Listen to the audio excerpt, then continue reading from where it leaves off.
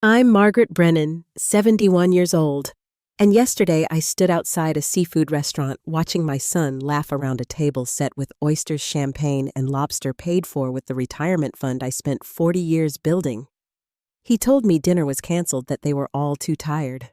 But there he was, lifting his glass while my credit card sat beside the bill folder. I had wrapped a pie in foil anyway, thinking maybe they'd change their minds.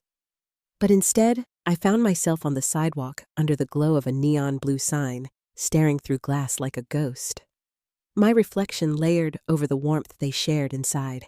Every bite they took was mine, and they didn't even flinch before I go any further. Let me know where you're listening from in the comments, and hit that like and subscribe button if you've ever given more than you could afford, just to feel included. I was born in Indiana, raised by parents who taught me how to keep things neat, how to speak kindly, and how to always show up when family needed something. I married young to a man named Roger. We had one son, Tom, and after Roger passed when Tom was still in high school, it was just the two of us. I worked in a school cafeteria during the day and cleaned medical offices at night. I never had the time or money to fuss over hair salons or designer shoes. But Tom always had clean clothes, a full lunchbox, and everything he needed for his science projects when he got accepted into college. I sold my wedding ring and used the money to cover what the scholarships didn't touch. I never told him what that cost me, not just in dollars, but in memories. He always said, "Don't worry, Mom, I'll take care of you someday for a while." I believed that he meant it. He married a woman named Jessica who came from money, not rich exactly, but the kind of people who didn't grow up washing Ziploc bags to reuse.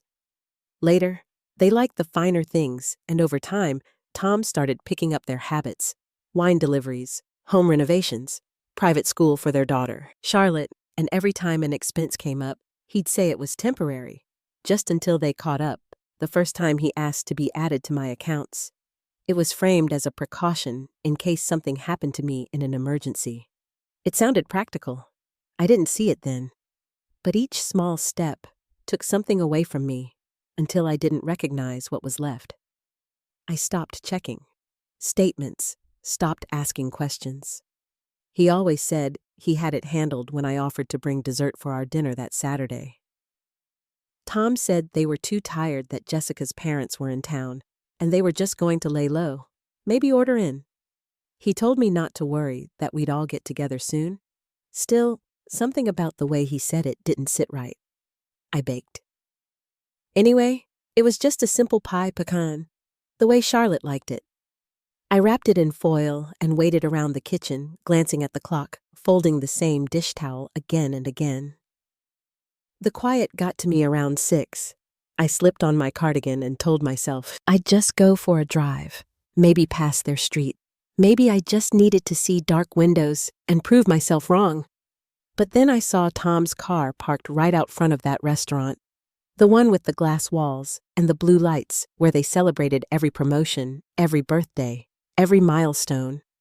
There was a table by the window, and I saw them all through the glass. Jessica's earrings caught the light as she leaned back, laughing. Tom's blazer crisp Charlotte bouncing in her seat, her hands full of oysters, and there on the table next to the checkbook was my credit card, the same one Tom had asked to manage for convenience. I should have turned around. I should have gone home and pretended I didn't know. But instead, I stepped behind a brick planter and just watched Jessica's father raise his glass to new beginnings. Tom echoed him louder, smiling wide and proud, and in that moment, something inside me cracked. Not loud, not sudden, but quiet, like a teacup, hairline, fracture. Nothing dramatic, but enough to know it would never hold again. The air pressed heavy on my chest. I reached for my phone, hands shaking the cold, biting at my cheeks, and dialed the only person I could think of.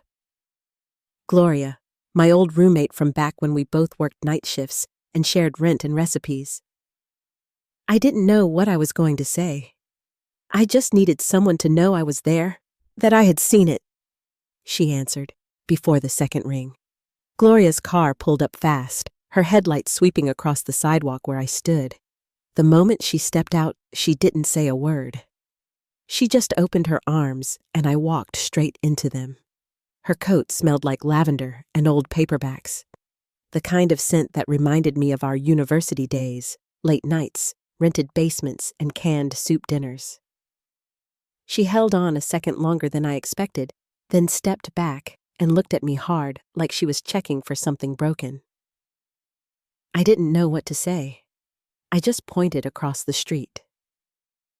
"They're in there," I said quietly. "Said dinner was canceled. Told me to stay home. They're using my card."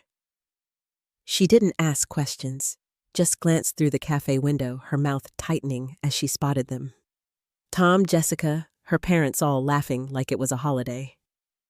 I watched her face shift, calm but sharp. I had seen that look before when she handled clients who thought they could get away with just about anything. "Come on," she said, leading me across the street, not toward the restaurant, but into a quiet cafe 2 doors down. We took the corner booth by the window where we could still see everything. Their table was in clear view. The laughter, the champagne, the glint of my credit card in the leather billfolder. It sat there like a little red flag, and no one noticed it but us. Gloria flagged down the waitress, ordered 2 teas, and slid the sugar jar toward me. My hands shook trying to open a packet. She reached over and steadied my wrist. "Listen," she said quietly. "You don't need to cause a scene. You don't need to shout. What you need is to end this. Quietly. Permanently." I nodded, but the words didn't settle right away. "I don't even have the banking app on my phone," I admitted, embarrassed. "Tom always took care of it." She gave a small nod, reached into her purse and pulled out her phone. "We'll fix that now." She downloaded the app onto my phone herself, moving with a kind of speed that came from years in finance.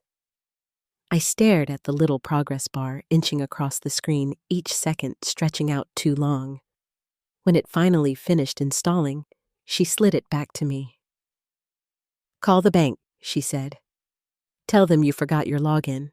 We'll reset everything." I don't know how my fingers found the number, but I dialed. The voice on the other end was automated at first, distant and scripted, but then a woman came on the line. I explained I'd forgotten my username and password. I said I could verify my identity. My voice trembled at first, but I got through it. Childhood street. Favorite teacher. First pet's name. I spoke the answers like I was walking through an old photo album. After what felt like half an hour, she said, "You're all set, ma'am. You should be able to log in now." I hung up and looked at Gloria. She gave me a small nod toward the phone. "Go ahead." I opened the app. The dashboard loaded slowly. I stared at the balance, at the history. Charges I hadn't made. Transfers I didn't remember. And then I saw the button. Freeze account. It sat there at the bottom of the screen. Small. Ordinary. But it lit up under the dim cafe light like it was waiting for me. I hesitated. "They love your money more than they love you," Gloria said quietly. "Quiet doesn't mean weak." My thumb pressed the screen. The message blinked, account frozen. I exhaled. It came out shaky, but it felt like I'd been holding my breath for years. I looked out the window back at the restaurant and watched. The waiter returned to their table bill in hand. Tom reached for my card, still smiling like he had nothing to worry about. He slipped it into the machine. It beeped. Red light. Declined. He frowned and tried again. Beep. Declined again. Jessica leaned in, impatient. I couldn't hear the words, but I didn't need to. Her jaw tightened, her fingers tapping the table. Her father adjusted his glasses. Her mother reached for a tissue. Tom tried a third time. I took a sip of tea.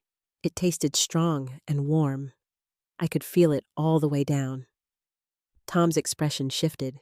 His shoulders pulled up. He looked around the table, then toward the waiter. The young man gave a stiff nod, then stepped back to give them space. Gloria chuckled under her breath. Watch them scramble. Inside, Jessica's parents had started digging through their wallets. Jessica was mouthing something sharp at Tom. Her eyebrows arched, her lips tight. The oysters sat untouched. The champagne flutes glinted under the light. My phone buzzed. Tom's name flashed across the screen. Are you going to answer? Gloria asked. I didn't say anything. I slid the phone to the side, screen down. Moments later, another message came through. I picked up the phone and typed slowly. Enjoy dinner on you this time. Then I pressed send. Through the window, I saw Tom look down at his phone. He froze. His wife leaned over to look, and her face changed. Jessica looked around the restaurant like she thought someone was watching. I saw her whisper something harsh. Her father stood and started pulling cash from his wallet, shaking his head. Her mother dabbed her eyes the way women do when they don't want their mascara to run in public. The waiter returned and stood off to the side, waiting politely. Tom looked pale. His hands moved fast, trying to explain. Jessica folded her arms and looked away. Inside that little cafe, I felt still. My phone buzzed again. Another call. Another message. Gloria reached across the table and squeezed my hand. They're sinking, Margaret, she said. Let them.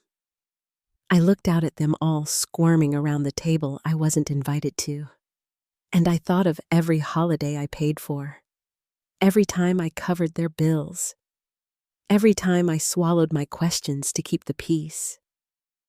I thought of all the times I said yes when I should have said nothing at all. And as I sat there watching them fall apart over the bill, they thought I'd pay again, I felt something start to shift.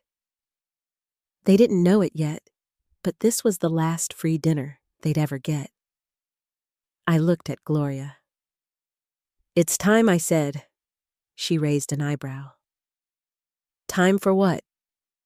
I looked back at that restaurant, then down at my hands, to take back everything. We left the cafe without speaking. Gloria walked beside me, steady and quiet, her purse tucked under one arm. The cold had settled into my coat by then, but I barely felt it. Something in me had shifted. I wasn't sure what to call it, only that it made my steps feel heavier, but more grounded, like I'd finally stopped floating above the life I'd been watching slip away. At the corner, under the yellow glow of a streetlight, I felt my phone buzz again. I didn't look. I knew it was Tom. When we reached Gloria's car, she opened the passenger door for me like she had done 100 times before, back when we were girls just starting out. I climbed in, sat down, and stared at the dashboard for a long moment. You want to stay at my place tonight? She asked as she started the engine. I shook my head.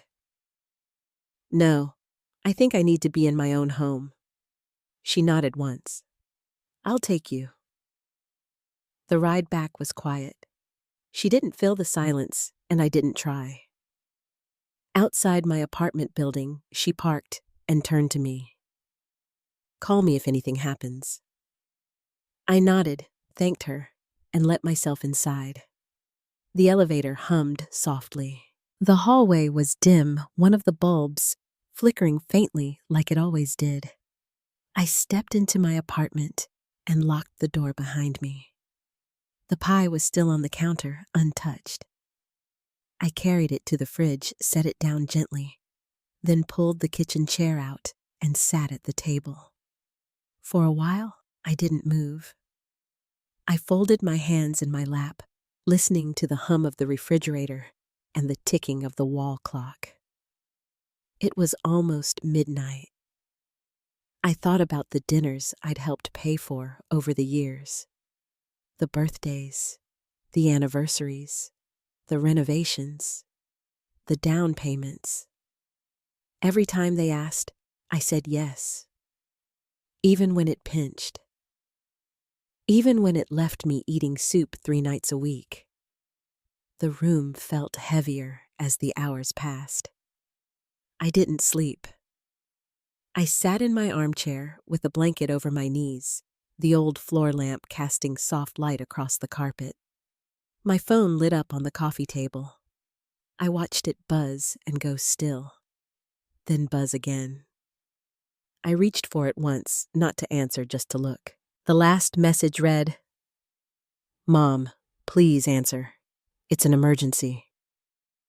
I placed it face down. Around 5, the sky outside began to shift. The streetlights dimmed as morning crept in. The buildings across the street turned from gray to gold. I made myself a cup of tea, the same blend I'd kept for years. I stood at the kitchen window as the steam curled around my fingers. When Gloria pulled up just after 8, I was ready. My purse was packed, my coat buttoned, and my hair pinned back.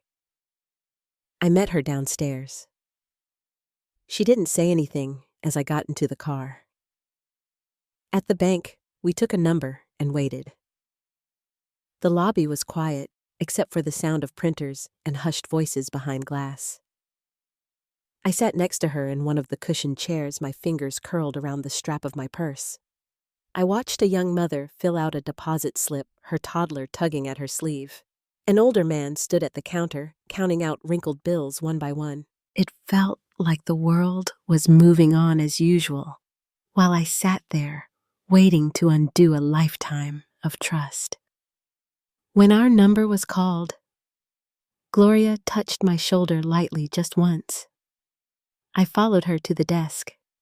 The man behind it looked no older than Tom. His name tag said Ethan.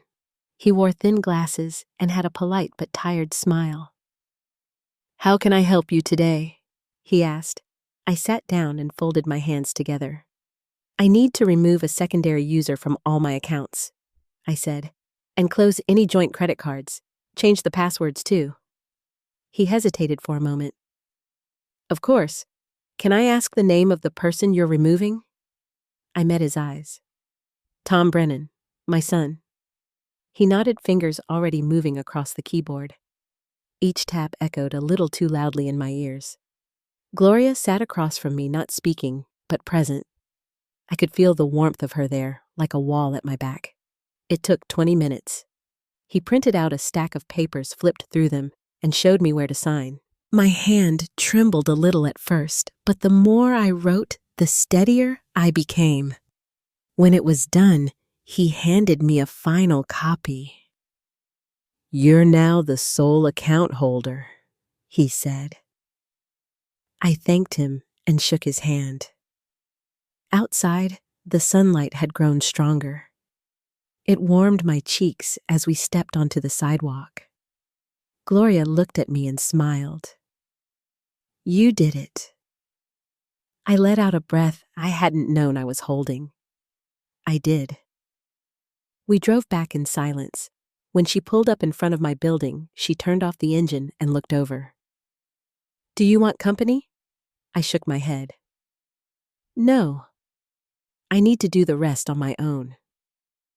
She reached into her purse and handed me a folded slip of paper. "My lawyer's number," she said, "for your will." I nodded and opened the car door. "Thank you, Gloria." Inside, I made another cup of tea.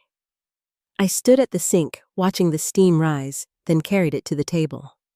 My phone sat where I had left it. Another message had come in. This one with a voicemail. I pressed play. Tom's voice, sharp and fast, angry, then softer, pleading. Another one came through minutes later, then another. I listened to them all, sitting with my tea cooling beside me. He said I was overreacting, that I was selfish, that I was ruining everything. Then he said he loved me, that he didn't mean any of it, that he just needed help. I sat there until the last one ended, and for the first time in years, I didn't feel the pull. I didn't feel the need to go fix it. Instead, I opened my laptop and logged into the new account. I began building a new plan. I moved Money changed settings, started drafts for new legal documents. With each click, I felt the distance growing between me and the person I used to be. By the time the sun dipped behind the buildings again, I was still at the kitchen table, the tea long cold, the house quiet. I looked out the window. The streetlights were just beginning to flicker on. My phone buzzed again. "We need to meet. You owe me an explanation." I stared at the screen, then closed it. I stood up, grabbed my purse and coat, and walked out the door. This time, I wasn't going to hear him out. I was going to tell him face to face that it was over. He was already there when I walked into the restaurant, same place where I'd watched them through the window just days before. He sat at a table near the front, his phone in one hand, fingers tapping the screen over and over. The lunch crowd had thinned, leaving the place quieter than I'd ever seen it. He looked up when I approached, his face shifting fast, from relief to uncertainty. "Mom." He started standing halfway before I stopped him with a glance. I reached into my purse and pulled out the envelope. Thick, neatly sealed. I set it down on the table in front of him without saying a word. He didn't reach for it right away, just stared at it like it might burn through the linen. When he finally opened it, his hands moved slower. His eyes scanned the first few lines, and I saw the moment it hit him. The legal language made it clear. His name had been removed from everything: accounts, authorizations, emergency documents, and the will. Not reduced, not limited, removed. He looked up at me stunned. "What is this?" I didn't answer. I turned and walked out the same door I'd just come through, heels clicking against the tile. The breeze outside was soft, the kind that slips past your collar without warning. I made it halfway down the block before I heard him behind me. "Mom, wait." His voice cracked around the edges. When I turned, he was hurrying down the sidewalk, the envelope clutched to his chest. "Please," he said, coming up beside me. "Just listen." I stopped walking, but didn't say anything. He looked tired, not just in the way people look after a bad night's sleep, but worn, like something inside him had buckled. "You don't understand," he said. "The house, the business, we're behind on everything. I was just trying to keep things together." His words came fast, stacked like cards in a shaky hand. "You can't do this to me. You can't just cut me out." I looked at him, really looked at the man I raised, the man who used to run to the door when I came home with groceries. I could see pieces of that boy in his face, but they were buried under layers I didn't recognize anymore. He kept talking. "You know I love you, right? That's never changed. We just needed help. That's all." He stepped closer, reached out, touched the sleeve of my coat. I pulled away. "No," I said quietly. "You love what I can give. You love when I don't say no. That's not the same thing." He flinched, but didn't respond. "I'm your mother," he said. "That has to mean something." "It does," I replied. "It means I deserved better." He looked around like the world might offer him a lifeline, but we were just two people standing on a public sidewalk. No one stopped. No one noticed. He sank down suddenly, knees hitting the pavement like it wasn't real yet, like maybe this was just a moment that could still be reversed. "Please," he whispered. "I'm begging you." I stood still, my arms crossed the city moving around us. He clung to the hem of my coat like he had nothing else. There was a time that would have undone me, a time I would have knelt down, held him promise to fix it. That time had passed. "Get up, Tom," I said softly. "Have some dignity." He stayed there, shoulders shaking, breath catching. I gently pulled my coat from his grasp. I loved you more than anything, I said. But love without respect turns into something else. And I won't keep pretending that's enough. I turned and walked away. I didn't rush. I didn't look back. I could hear him behind me, but his voice no longer reached me the way it once had. It sounded smaller, somehow like it belonged to a memory, not a man. At the corner, I paused. The sun was warm on my face, and the breeze had picked up again. I stood there a moment, eyes closed, listening to the quiet. I didn't know what he would do next, but I knew what I had done. I had ended it. That night, I opened the windows and let the house breathe. I moved slowly through the rooms, wiping the counters, folding blankets, straightening picture frames. There was peace in the quiet. No missed calls, no urgent requests, just the rhythm of a home returning to itself. 2 evenings later, I was repotting the lavender on my balcony when someone knocked at the door. It was early, but the sky was already turning orange at the edges. I wiped my hands on a cloth and stepped inside. The knock came again, louder this time.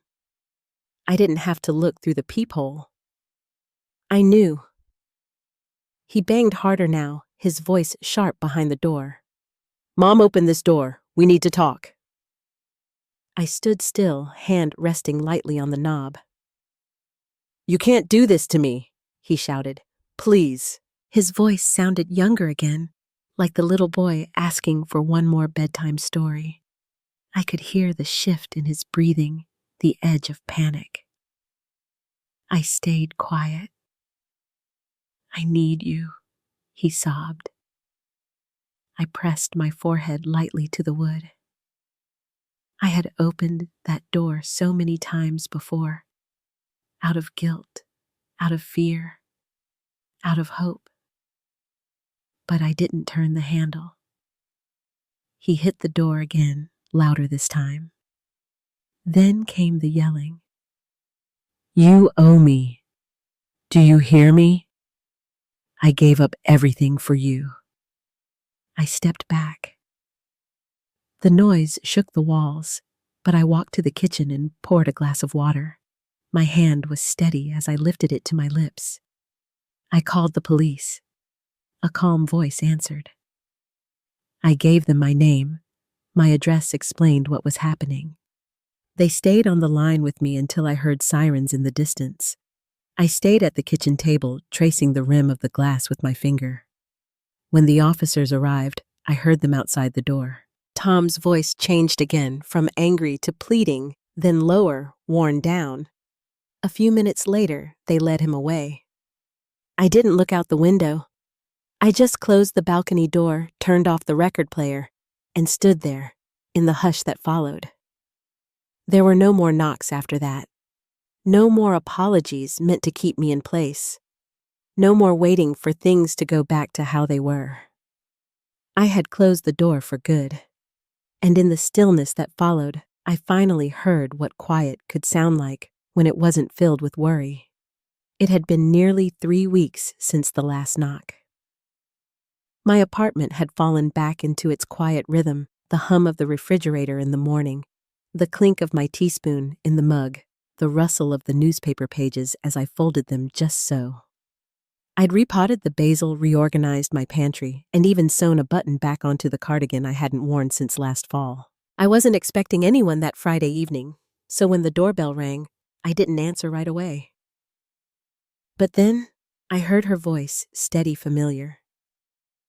"It's just me, Margaret. Brought tart." I opened the door, and there stood Gloria, holding a small bakery box and a paper bag of warm bread.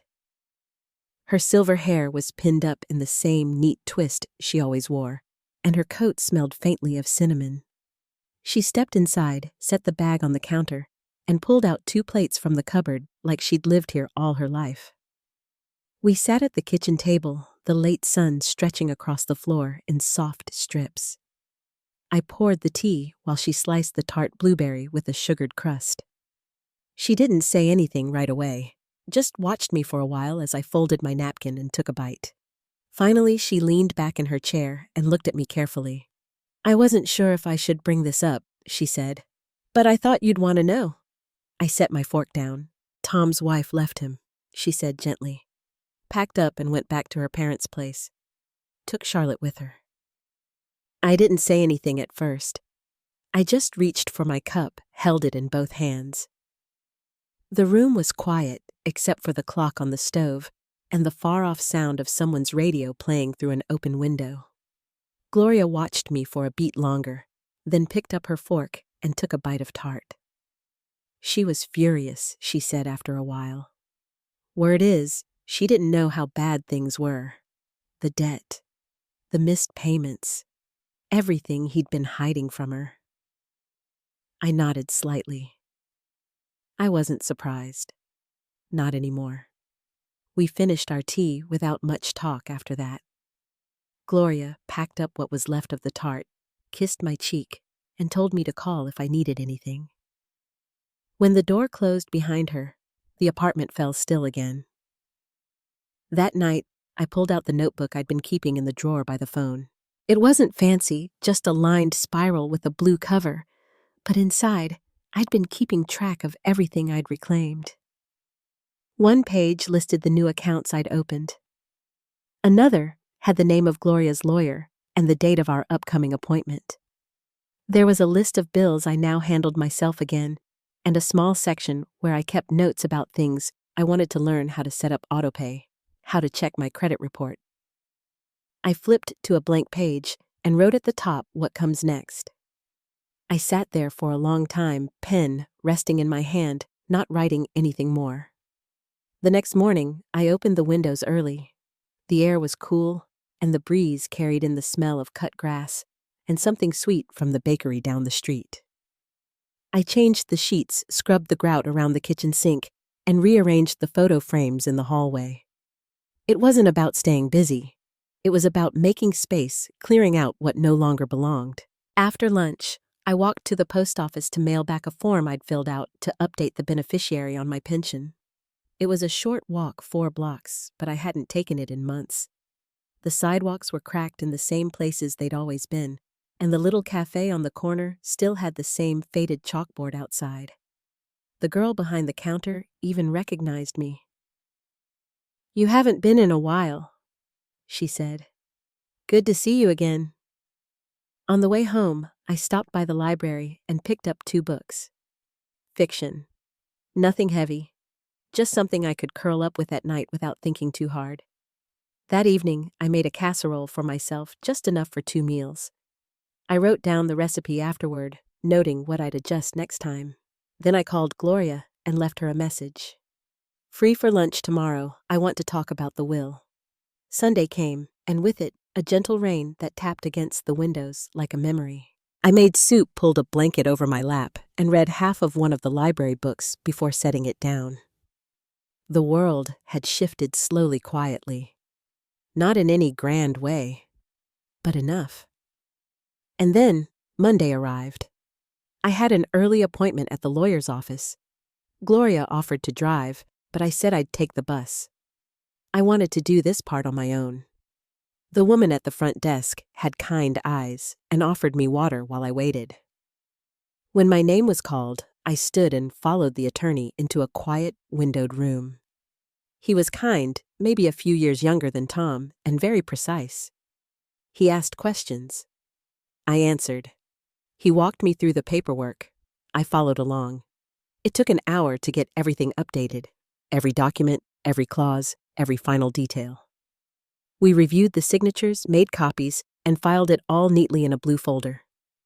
When it was done, he shook my hand. "You've made some strong decisions," he said.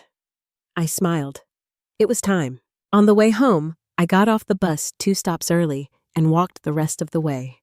The sidewalk was damp from the morning rain, and the trees lining the street had just begun to bud. When I turned the key in the lock that afternoon and stepped inside, I paused for a moment on the threshold. The apartment was the same, but it wasn't. Something had changed. I'd thought the hardest part would be saying no. But it wasn't. It was learning how to say yes to myself without guilt. The silence no longer pressed in on me. It sat gently like a coat I'd finally gotten used to wearing. What happened next wasn't loud. It wasn't dramatic. But it was mine. And it wasn't over yet. Because the last time I heard Tom's voice, it wasn't coming from the sidewalk, it was coming from the other side of my front door. It was early evening when I heard it again, 3 sharp knocks on the door, the kind that didn't come from neighbors borrowing sugar. I'd just come in from the balcony, my hands still damp from watering the lavender, and a Billie Holiday record was spinning low in the background. The knock came again, this time louder, and I knew. I didn't rush. I set the watering can down, wiped my hands on a towel, and walked slowly to the door. I didn't open it. I didn't even speak. I just stood there, one hand resting lightly on the knob, the other pressed to the wood. Mom Tom's voice came through muffled but urgent. "Open the door, we need to talk." I closed my eyes. His tone shifted. Softer. "Please, I know you're in there." I didn't move. "You can't just shut me out," he said louder this time. "You can't do this to me." There was a silence after that, a long pause where I could almost hear him breathing. Then came the words I'd heard so many times before. "I need you." It came out hoarse, like it cost him something to say it. But I didn't reach for the lock. I didn't speak through the door. I didn't lean in trying to make it better. I stepped back. His voice rose again. "You owe me. Do you hear me? You owe me." I turned and walked to the kitchen. The kettle had just started to hum, so I took it off the heat and poured myself a glass of water instead. He started pounding on the door, then kicking.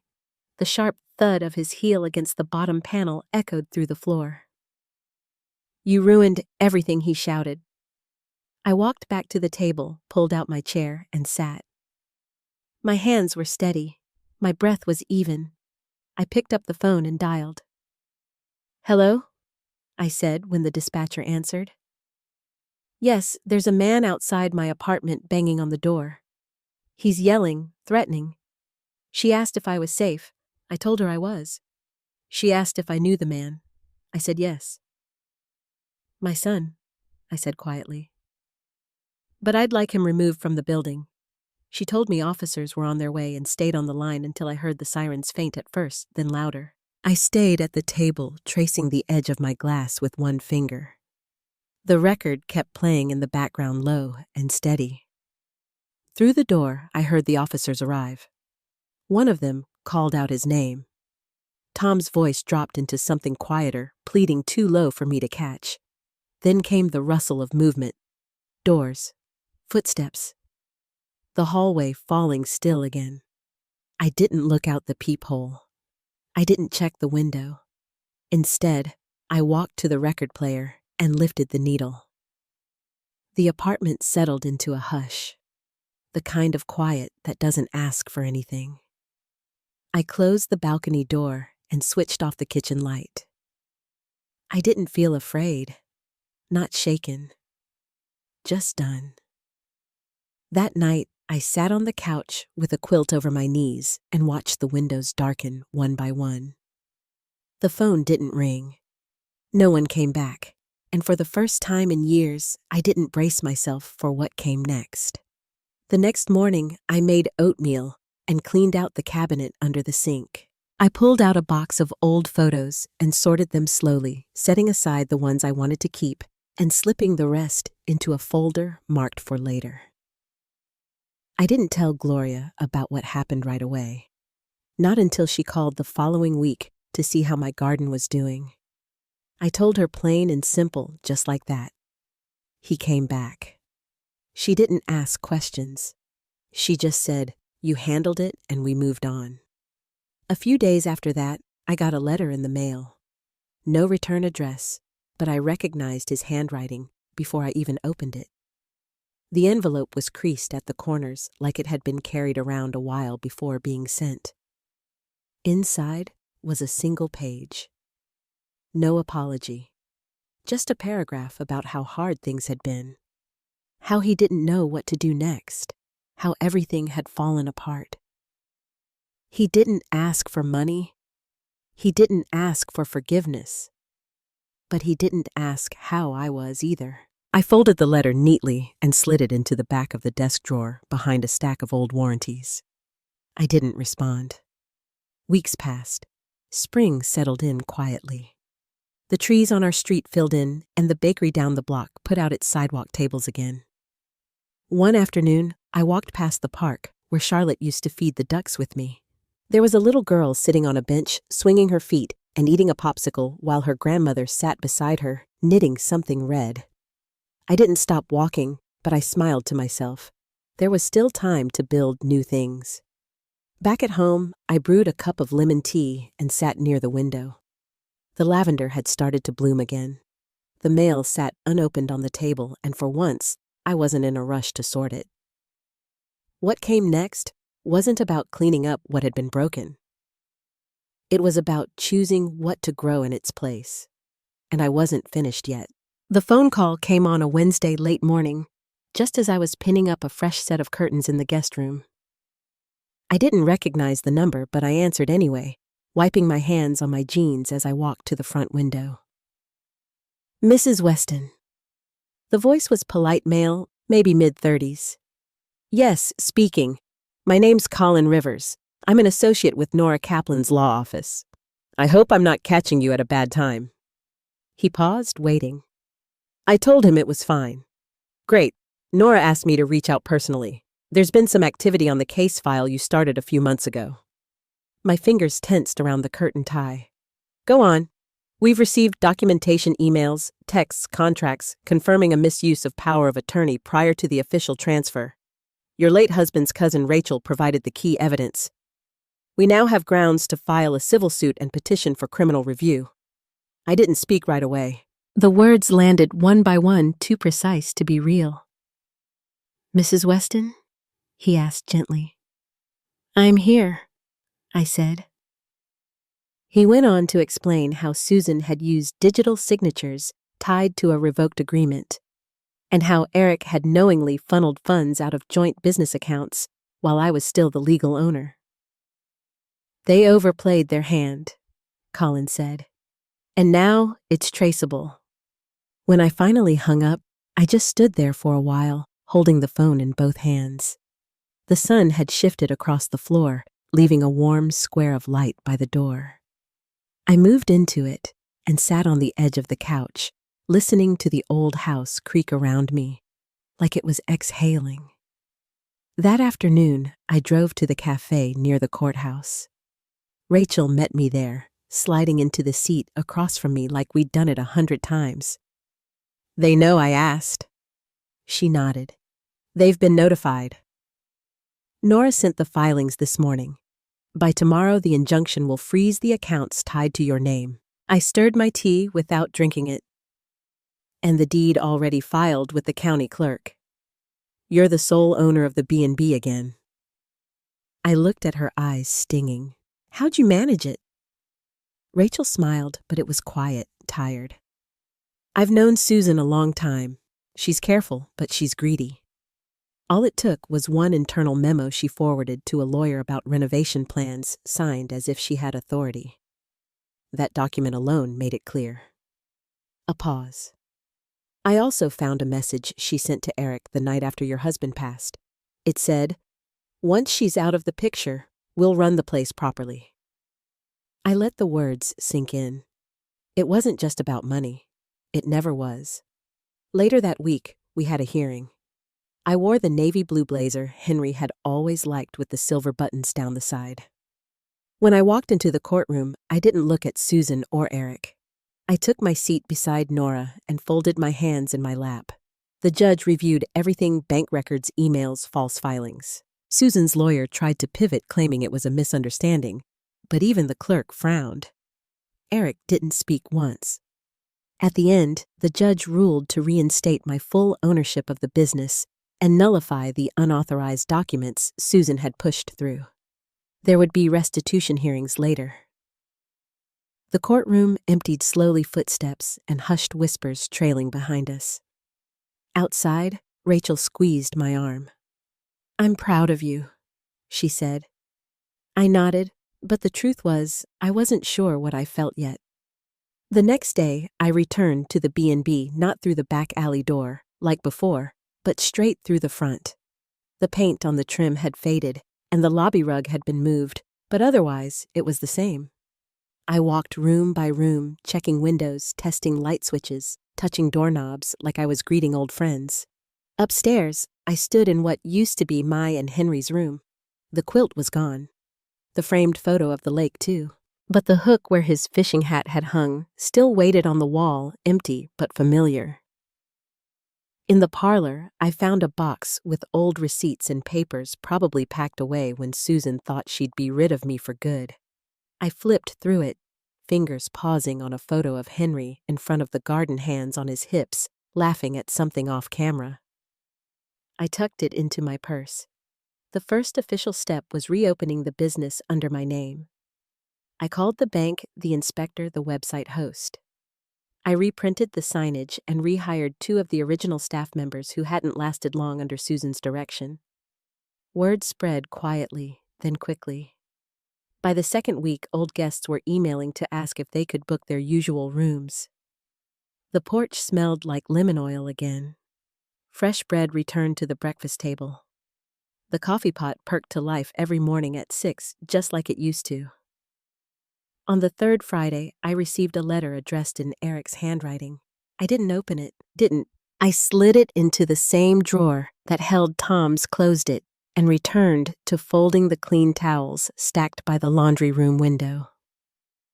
One afternoon, I caught Rachel refilling the sugar jar in the dining room, sleeves rolled up, humming quietly to herself. "You don't have to do that," I said from the doorway. She looked up and grinned. "I know." We stood there for a moment, the late light catching in the window panes, long and golden across the wood floor. "Feels like home again," she said. It did, but the story wasn't quite finished.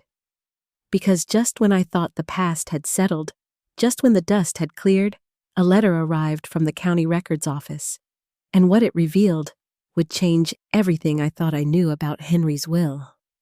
The envelope was thin, official-looking, with my name typed neatly across the front. I opened it at the kitchen table, the kettle just starting to hum on the stove behind me.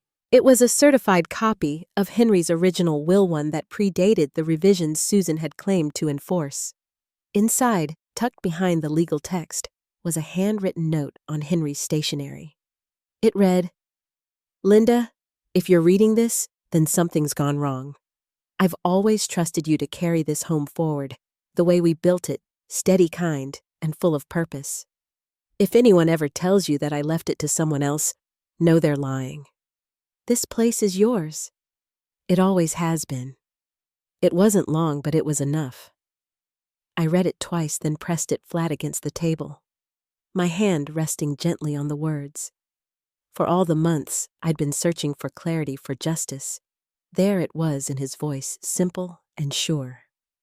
I brought the letter to Nora's office the next morning. She read it, lips tightening, then added it to the official file without a word. We both knew what it meant. Susan and Eric hadn't just manipulated documents, they'd buried Henry's final wishes beneath their ambition. The court would see it for what it was. But strangely, I didn't feel triumphant. What settled in me instead was something quieter, a kind of stillness.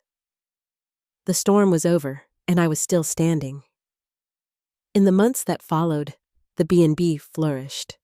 Guests returned, old couples retracing anniversary trips, young families discovering the lake for the first time. Rachel stayed on, helping me with bookkeeping and baking. On sunny days, she'd prop open the back door and hum while she worked. The place smelled like cinnamon and wood polish again. Susan and Eric never came back. I heard through the attorney that restitution had been ordered, though I never checked on the details. There was nothing left I needed from them. I had my house, my name, my peace. One morning in early spring, I sat on the porch with a cup of tea and a crossword puzzle. The breeze smelled faintly of lilacs just starting to bloom near the fence. A woman I didn't recognize stepped out of a car and stood by the walkway holding her phone like she wasn't sure she had the right address. I raised a hand, looking for the Weston house. She smiled and walked up. My parents stayed here for their honeymoon. Thought I'd see if it was still around. "It is," I said. "Come on in." We walked inside and I showed her the ledger. Her parents' names were still in the guest book, June of 1979. I let her take a photo, and when she left, I stood for a while with my hand on that old leather spine, remembering how many names had passed through these doors. How many stories had unfolded under this roof. Not all families stay whole. Not every love lasts the way you hope it will. But sometimes, when you fight for the things built in honesty, they come back stronger. Not because of revenge or bitterness, but because truth has a quiet way of holding its ground. I've learned that dignity isn't about grand speeches or dramatic moments. Sometimes it's just about keeping the porch light on, showing up for your own life, holding your name steady in a world that wants to write you out of it. If this story has settled somewhere in your heart, if it reminded you of something you lost or something you found, I'd love to hear it. And if you're still listening, thank you for walking this road with me.